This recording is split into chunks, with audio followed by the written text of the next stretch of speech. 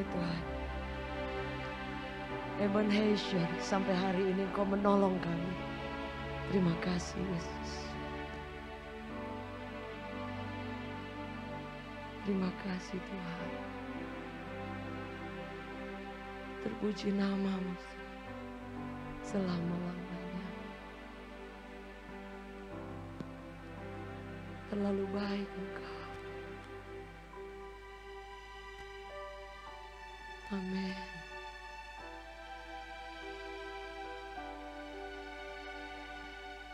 Terima kasih Tuhan. Terima kasih. Terima kasih Tuhan. Kau sangat baik Tuhan.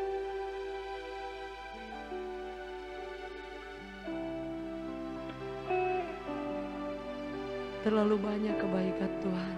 Setuju, boleh katakan amin. Terlalu banyak. Biar pagi hari ini menjadi momen untuk kita bersyukur kepada Tuhan.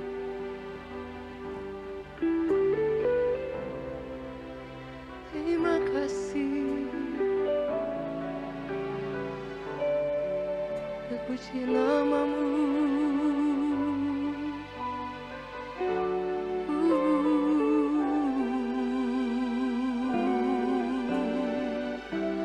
Terima kasih. Terima kasih Tuhan. Terima kasih. Kau layak ditinggikan, layak dimuliakan. Terima kasih Yesus.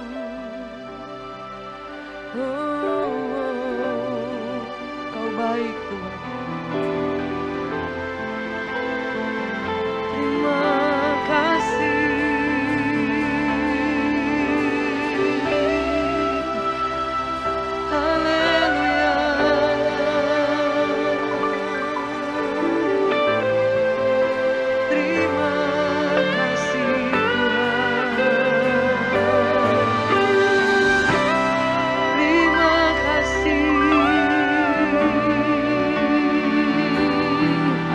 Boleh saudara angkat tangan sama-sama.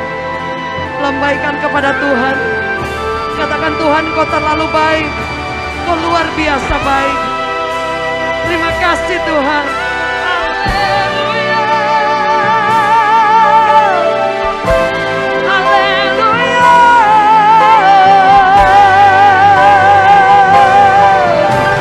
Lord, You are so good.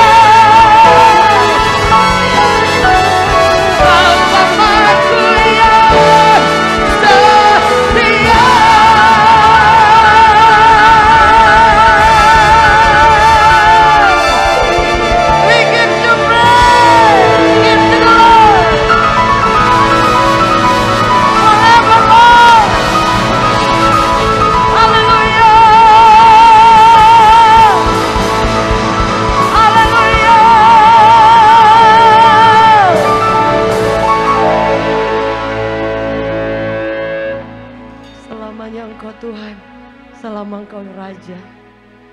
Tidak ada yang dapat menggantikan Engkau dalam hidup kami.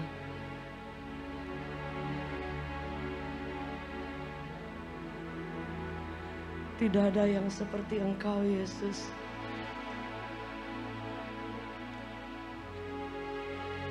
Terima kasih Tuhan. Terima kasih Tuhan.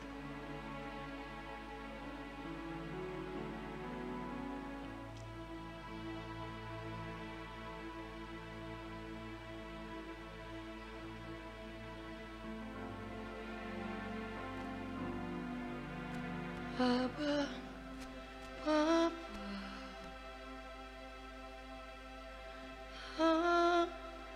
Papa, Papa,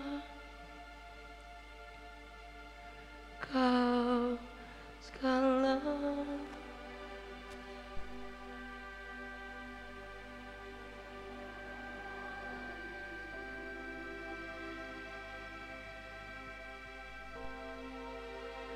Ku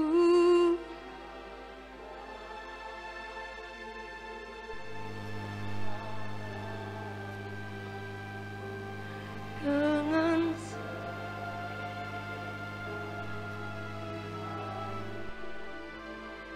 Abba, Bapa,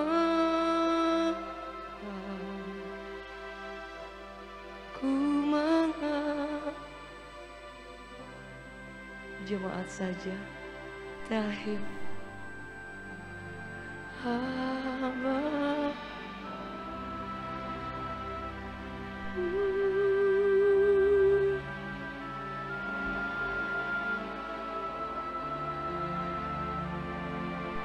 Amin. Kau segala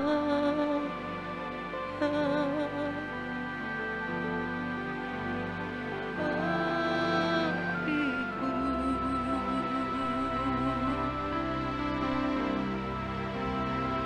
Ku naik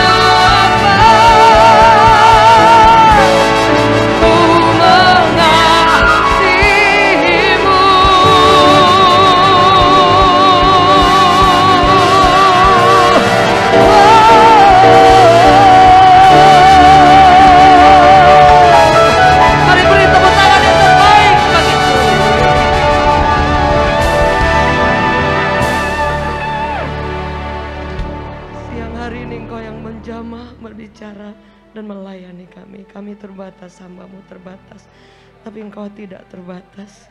Thank you Jesus, in Jesus name, amen. Bapak Ibu silakan duduk kembali dalam hadirat Tuhan.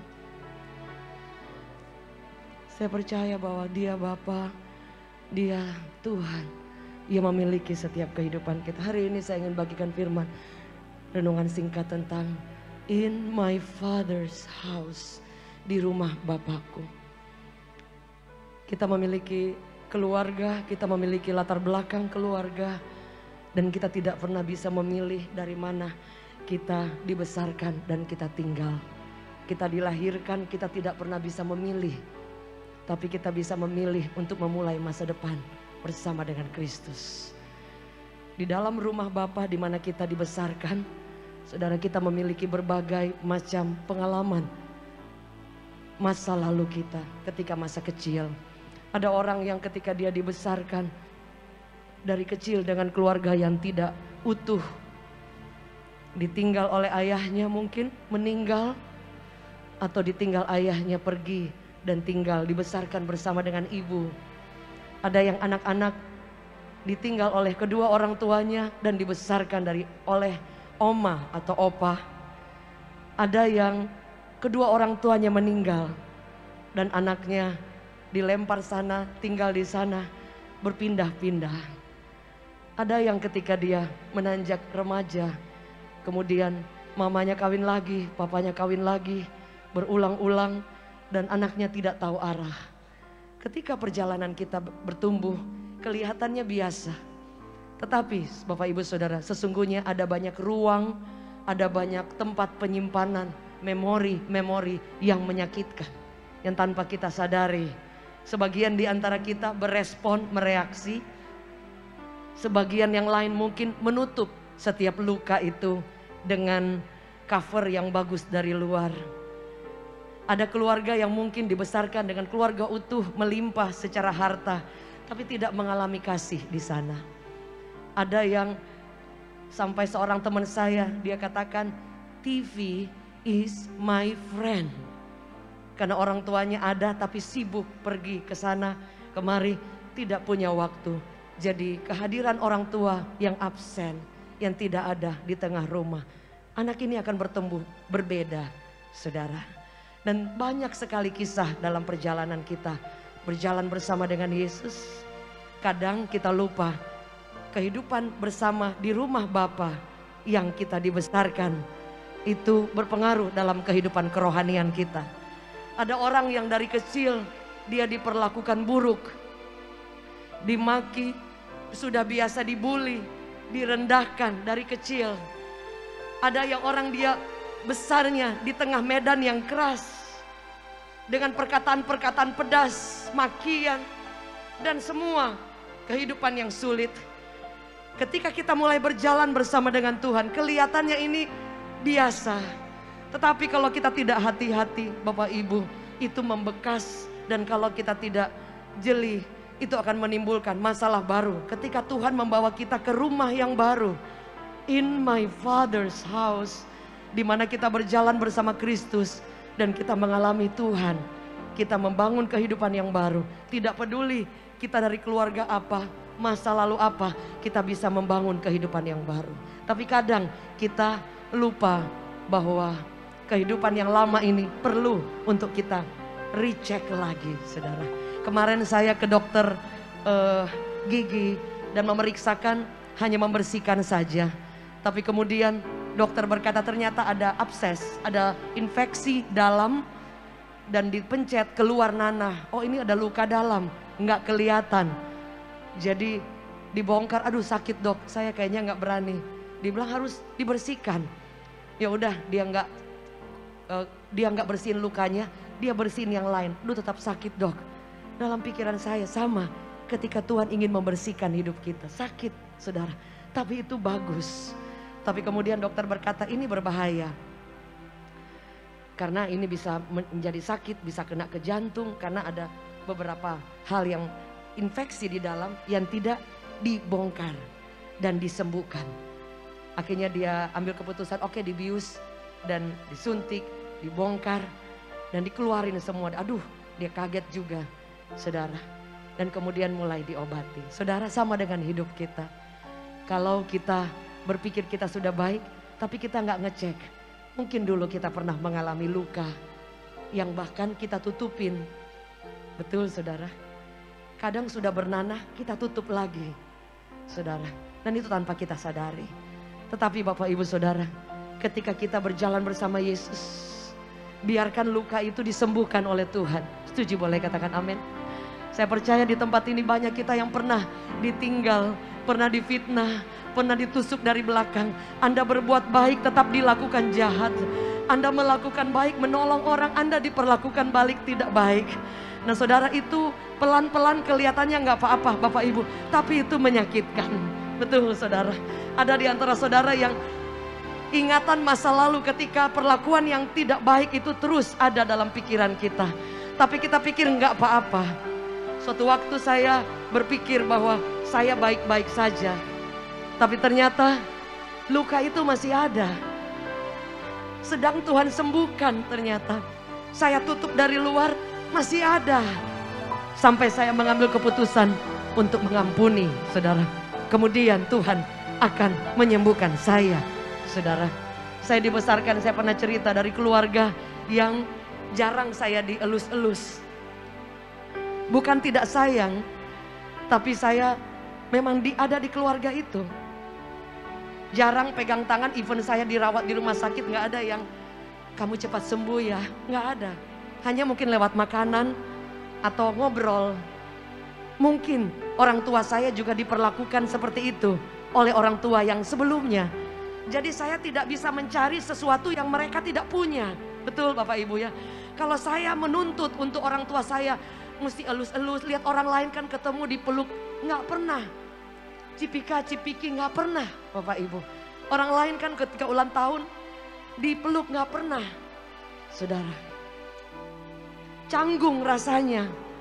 Makanya ketika saya menikah tuh saya atau apa, orang peluk-peluk di depan orang, saya suka rasa nggak enak, nggak nyaman, karena nggak terbiasa, saudara. Saya dibesarkan, saya 2 bersaudara, saya yang perempuan, tapi saya dibedakan. Mama papa saat saya tahu kisah ini, saya dibedakan, ya mungkin tanpa mereka sadari. Saya seperti selalu nomor berapa gitu. Semua kakak saya mungkin karena dia anak yang tua ya, saudara. Dan kemudian bertumbuh, saya merasa biasa saja Bapak Ibu. Tapi ternyata pelan-pelan mulai ada luka yang tanpa saya sadari. Sampai saya besar, sudah menikah, perlakuan tetap sama. Karena itu sudah bawaan dari rumah Bapak ya. Tapi lama-lama kesini saya mulai merasa kok ada yang lain ya.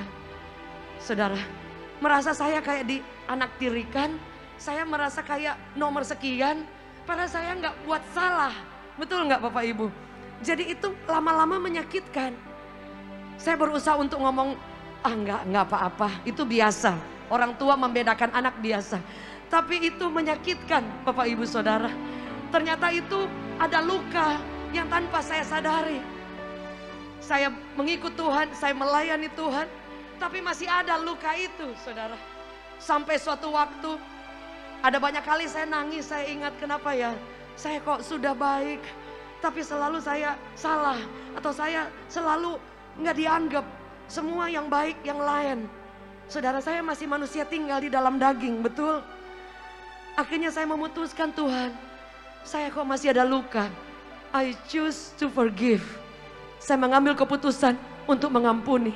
Karena saya berpikir orang tua saya mungkin juga mengalami hal yang seperti itu pada zaman dulu.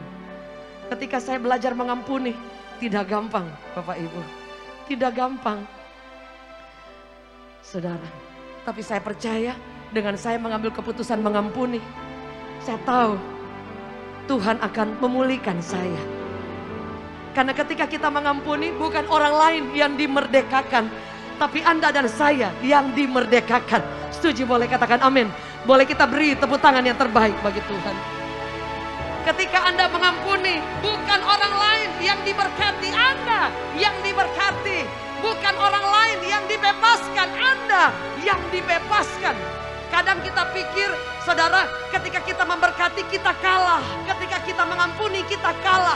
Tidak semua orang yang mengalah itu kalah. Yang setuju boleh katakan amin. Dan saya mengambil keputusan, I choose to forgive.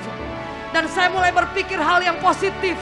Mungkin orang tua saya tidak pernah mendapatkan kasih yang sama dari orang tua sebelumnya.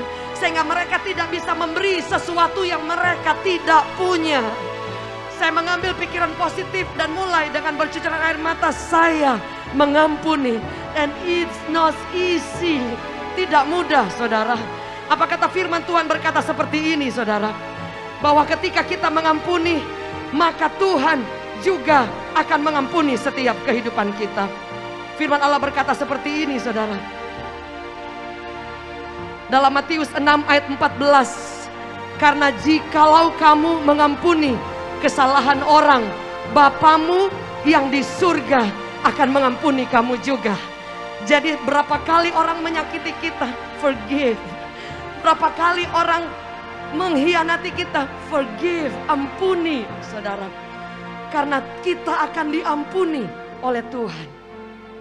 Ayat ini selalu terngiang-ngiang. Selalu terngiang-ngiang. Dalam doa saya selalu bilang, Tuhan, secara manusia mungkin kita tidak mampu untuk mengampuni. Tapi Tuhan, Dia Bapa yang luar biasa. Dia membawa kita ke rumah yang baru. In my Father's house. Dan di sana kita akan dibaharui. Semua infeksi, semua kepahitan, semua luka masa kecil akan dipulihkan. Ada seorang anak yang dibesarkan dari keluarga yang papanya tinggalkan dia. Dia tulis surat, Pak, kapan pulang, Pak? Can you imagine that? Dari anak ini kecil, berkali-kali dia ingin bunuh diri. Bertumbuh keren, casingnya keren. Tapi dia menarik diri dari banyak orang. Karena ternyata luka hati, karena ketidakhadiran orang tuanya, itu membuat mentalnya sakit. Dari luar keren, tapi berkali-kali dia berpikir untuk bunuh diri. Dia selalu ingat, dia tulis surat, Papa bilang Papa mau jemput aku. Papa kapan pulang? Can you imagine that? Kelihatannya biasa, tapi itu merobek hati. Dan itu tidak akan pernah hilang sampai Yesus menyembuhkan dan kita mengambil keputusan. Kepahitan tidak bisa ditengking. Kepahitan butuh tindakan untuk mengampuni. Menyadari dan kemudian kita mengampuni.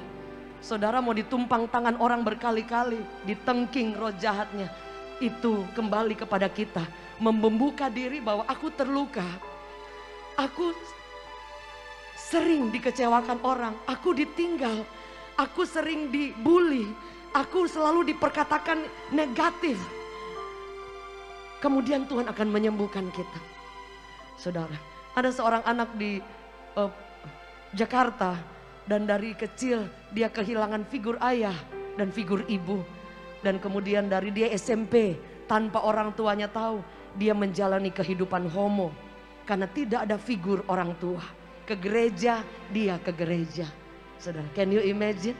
Karena ada kekosongan yang hanya diisi oleh luka, memori masa lalu, yang even ketika dia menyembah Tuhan, dia tidak bisa mengalami Bapa.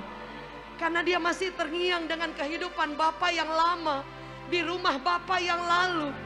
Tapi ketika Tuhan ingin bawa dia ke rumah Bapa yang baru, dia perlu menyadari realita kehidupan dan dia perlu dimampukan untuk mengampuni.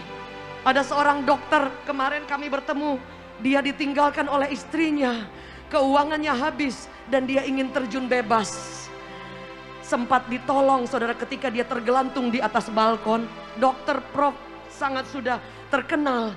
Ketika dia ditarik, dia pukul satpam yang membantu dia dan dia nangis sejadi-jadinya.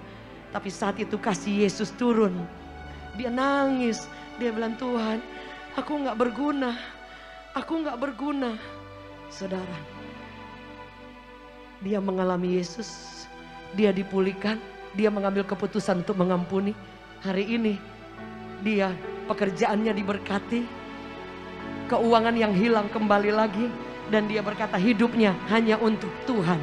Saudara boleh lihat, Yesus bisa memulihkan, menyembuhkan masa lalu, bahkan ketika sudah kritis. Saudara, karena firman Allah berkata dalam Lukas 6 ayat 35, tetapi kamu kasihilah musuhmu, berbuat baiklah kepada siapa? Kepada musuh.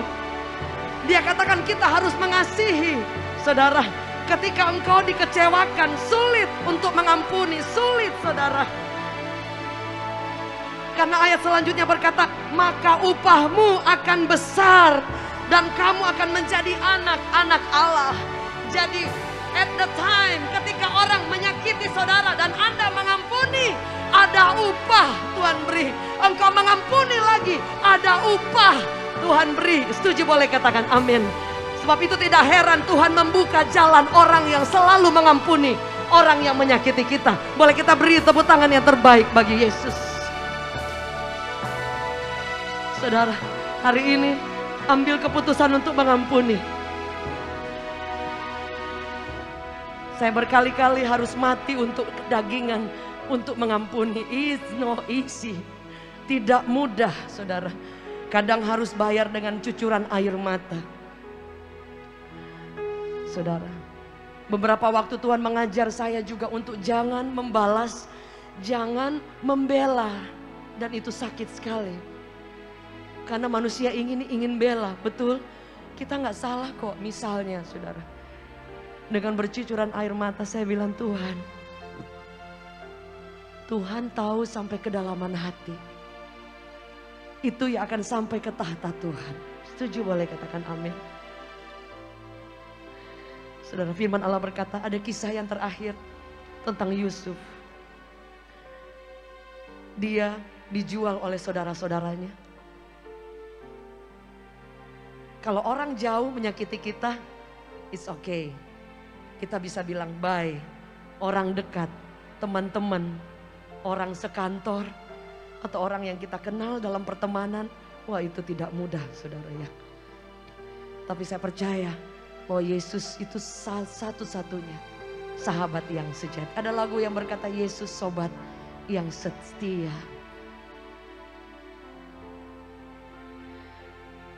Hanya dia satu-satunya sobat yang setia.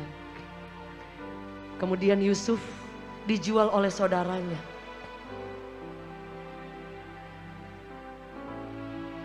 Dari sumur yang kering sampai ke penjara. Dia membawa luka itu sampai ke istana. Dia membawa luka itu. Kita baca firman berkata seperti ini.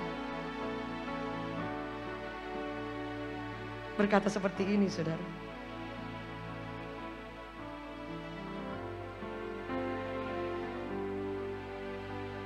Mana ada sobat setia seperti Yesus Tuhanku.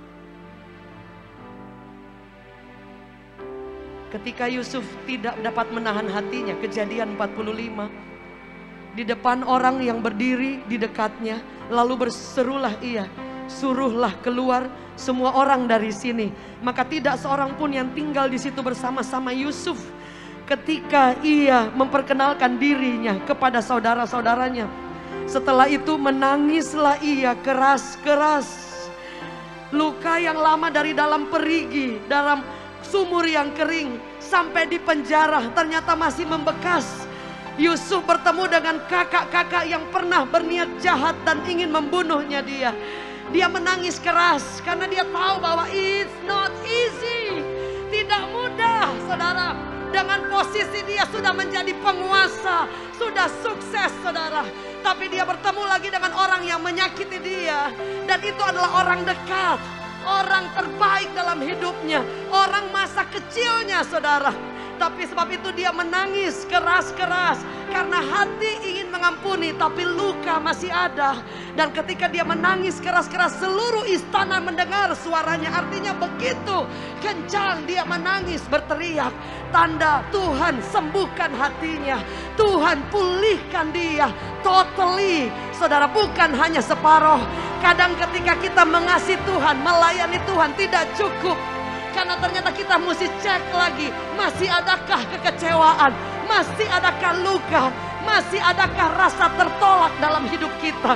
Karena ini akan menjadi masalah baru ketika Tuhan bawa kita ke rumah Bapa. Karena di sana ada rencana yang besar, di sana ada pekerjaan yang luar biasa, di sana ada mujizat-mujizat yang Dia siapkan. Tetapi luka, semua borok itu perlu dipulihkan.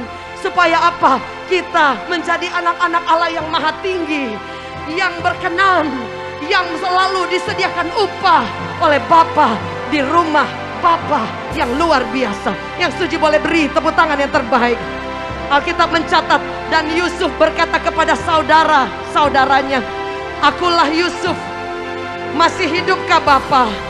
Tetapi saudara-saudaranya tidak menjawab, sebab mereka takut dan gemetar menghadapi dia. Lalu kata Yusuf saudara-saudaranya itu, "Marilah dekat-dekat." Maka mendekatlah mereka. Katanya lagi, "Akulah Yusuf, saudaramu yang kamu jual ke Mesir. Tetapi sekarang janganlah bersusah hati dan jangan menyesali diri, karena kamu telah menjual aku ke sini. Sebab untuk memelihara kehidupanlah Allah menyuruh aku mendahului kamu." Bapak Ibu, ketika Yusuf sudah di istana, dia pasti selalu ada terngiang-ngiang kakaknya, papanya. Can you imagine? Sesukses apapun seseorang, dia akan tetap ingat keluarganya, masa kecilnya, orang-orang di sekelilingnya. Pernah nggak saudara jalan-jalan keluar kota liburan, tapi nggak lengkap bawa anak, keluarga, teman-teman? Rasanya kan kayaknya pergi senang sendiri. Yusuf, dia merindukan momen itu.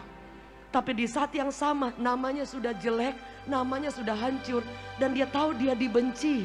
Tapi saudara lihat, dia melihat dengan kasih Bapa. Harusnya dia mungkin memperlakukan tidak baik. Tapi Yusuf menangis keras-keras, dia katakan, "Jangan jauh-jauh, dekat. Bukan kamu yang jual aku. Bukan kamu yang jual aku, tapi Tuhan yang menyuruh kamu menjual aku." Can you imagine that? Terjadi pembalikan keadaan. Yusuf dijual, Yusuf ingin dibunuh, tapi diangkat menjadi raja. Tapi ketika dia ada di posisi yang atas, dia katakan kepada saudaranya, "Bukan kamu yang jual, tapi Tuhan yang jual." Pengampunan itu bukan soal siapa yang benar, siapa yang salah. Setuju boleh katakan amin. Ayub berkata, "Aku benar, tapi mulutku sendiri berkata, aku ini salah." Kadangkala ketika engkau dipersalahkan, nggak apa-apa. Nanti Tuhan yang menolong, nanti Tuhan yang bela. Yang setuju boleh katakan amin. Bagian kita lihat dengan cara pandang yang baik. Suatu waktu keluarga, teman-teman, orang-orang yang pernah menyakiti saudara datang kepada saudara. Jangan lupa forgive. Tabur yang baik. Lakukan yang terbaik yang Anda bisa buat, saudara. Karena itu membawa buat upah di surga tidak pernah meleset, saudara. Jangan pernah lupa, ada orang yang dari kecil Anda diperlakukan kurang baik oleh ayah ibu. Kalau Anda udah sukses, jangan lupa ampuni orang tuamu. Do the best. Do your best. Anda sedang memperpanjang umur. Firman Allah berkata, kita harus menghargai orang tua, keluarga. Jangan lupa, engkau naik tinggi, tetap tolong orang-orang yang lain. Bahkan orang yang pernah menyakiti saudara, bantu mereka, doakan mereka, minta kekuatan Tuhan. Anda akan melihat Tuhan tidak tertidur, tidak buta. Dia bisa membuka pintu yang bahkan siapapun tidak bisa tutup. Yang setuju boleh beri tepuk tangan yang terbaik. Saya undang kita bangkit berdiri. Saya undang tim Pression Worship untuk bersama-sama hari ini. Biarkan Tuhan membawa kita ke rumah Bapa. In my Father's house. Di sana ada penyediaan. Di sana ada anugerah Allah. Di sana engkau dibaharui ketika engkau mengambil keputusan untuk mengampuni. Yang setuju boleh katakan amin. We give you praise.